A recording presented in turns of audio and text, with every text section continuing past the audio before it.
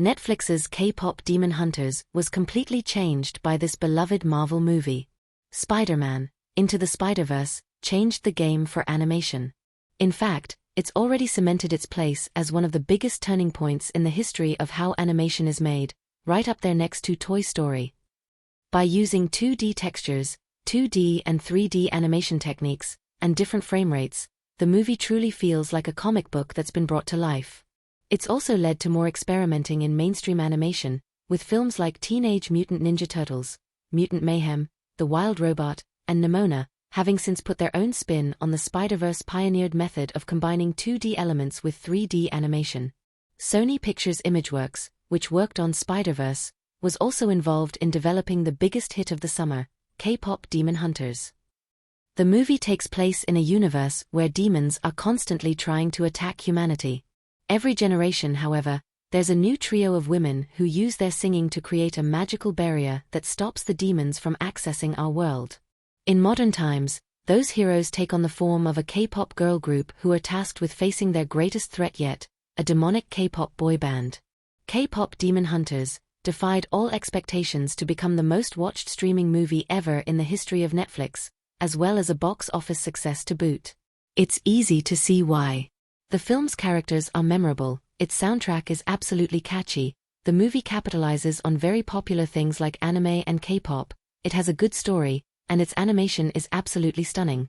Unsurprisingly, Spider-Verse had a major influence on K-pop Demon Hunters, though not the way you'd think. Speaking with Animation Magazine, co-director Maggie Kong recalled being invited to the Spider-Verse premiere and how, after watching the film, she realized there was no way to surpass its achievements. Because it was just so stunning, Kong explained. They're always breaking boundaries and showing us something new. So, if we played that game, it would be hard to beat Spider-Verse. So, rather than trying to make the film a 2D/3D animated hybrid like Spider-Verse, the creatives behind K-pop Demon Hunters decided the movie should be fully 3D CGI. We pulled away from every 2D element in our movie, Kong continued.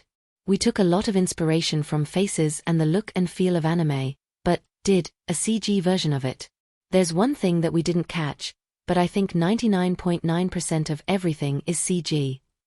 Spider-Man, Into the Spider-Verse had a huge impact on K-pop Demon Hunters. It is very much inspired by 2D aesthetics, but with three-dimensional language, Sony Pictures Imageworks head of character animation Josh Beveridge told Animation Magazine.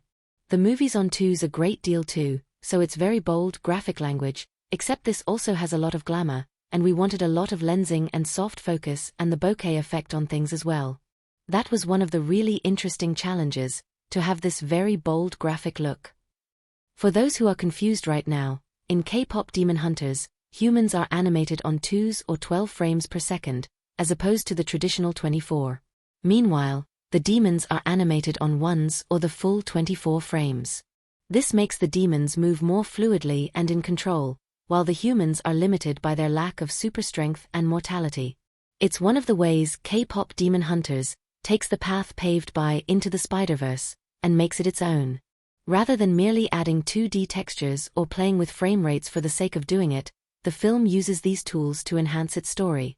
As K-pop Demon Hunters co-director Chris Applehands explained to IndieWire, the film's animation team had to avoid thinking of 3D animation as a momentary illustration technique and embrace more of a claymation approach in order to create its characters' very anime-like expressions.